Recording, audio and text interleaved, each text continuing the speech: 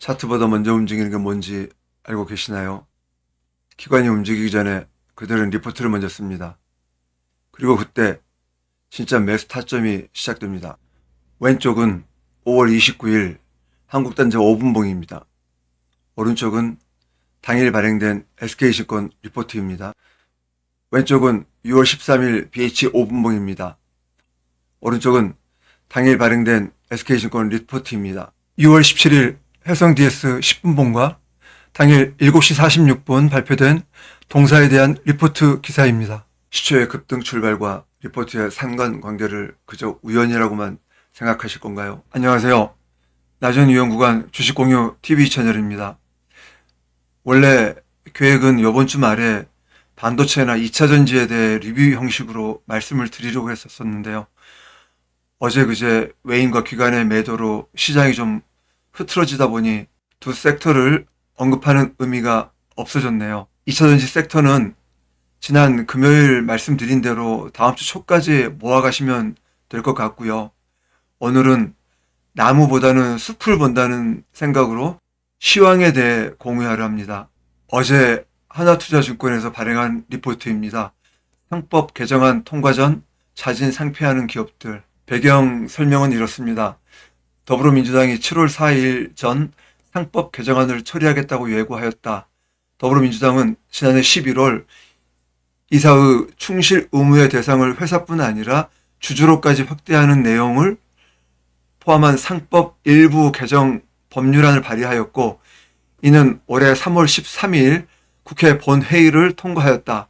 그러나 이어 4월 1일 한덕수 대통령 권한대행 겸 국무총리가 더불어민주당의 주도하에 국회 본회의를 통과한 상법 개정안에 대해 제2 요구권을 행사하겠다고 밝혔고, 이 때문에 주주에 대한 이사의 충실 의무 명문화 등의 내용을 담은 상법 개정안은 국회로 환송되게 되었다.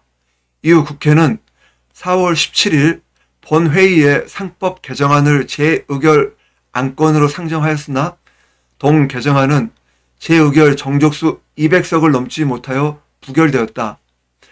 지난 6월 3일 대선 결과 더불어민주당이 대권을 잡게 되었다. 더불어민주당 측은 그간 자본시장 정상화와 한국 증시 부양을 위해 상법 개정이 반드시 필요하다는 입장을 지속적으로 표명해 왔기에 대선 결과 확정 후 상법 개정 절차가 이전보다 더 신속하고 강력하게 재추진될 것이라는 기대감이 고조되었다. 실제로 이정문 의원 등 25인은 대선 직후인 6월 5일에 주주에 대한 이사의 충실 의무 명문화와 전자주주총회 도입을 골자로 하는 상법 개정안을 발의하였다.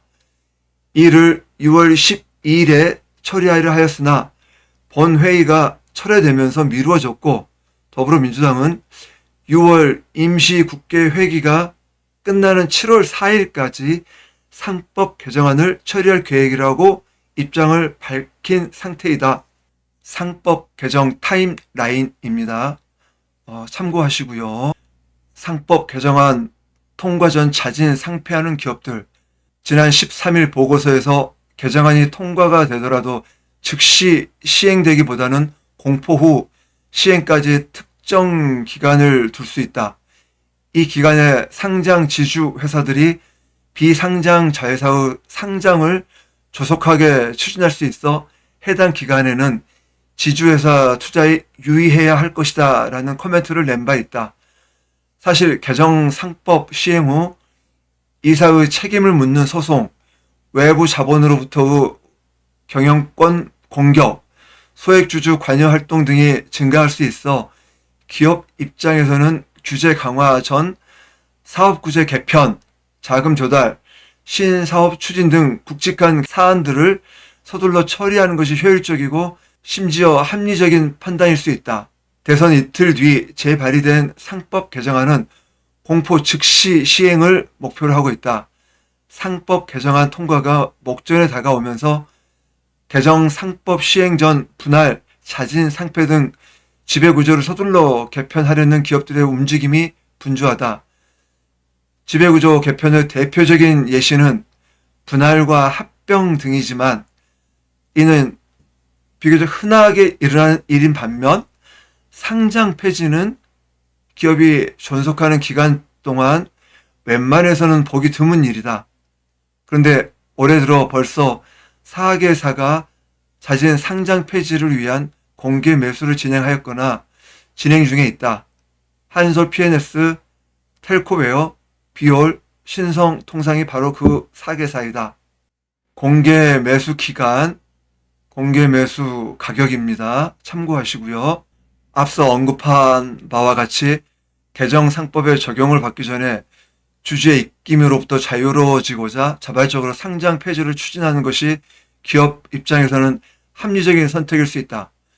규제 강화 때문이 아니더라도 평시에 주가관리와 IR 활동, 공시 의무 등이 부담스러워 상장 폐지를 택하는 경우도 있다. 그러나 어떤 이유로 자진 상폐를 추진하건 상폐를 원치 않는 소액주주에게 충분한 대가를 지급해야 마땅하다. 자진 상폐를 위한 공개 매수 시 개별 주주가 매입한 단가의 특정 비율을 할증하여 프리미엄까지 얹어 지급하는 것은 꿈같은 이야기일까?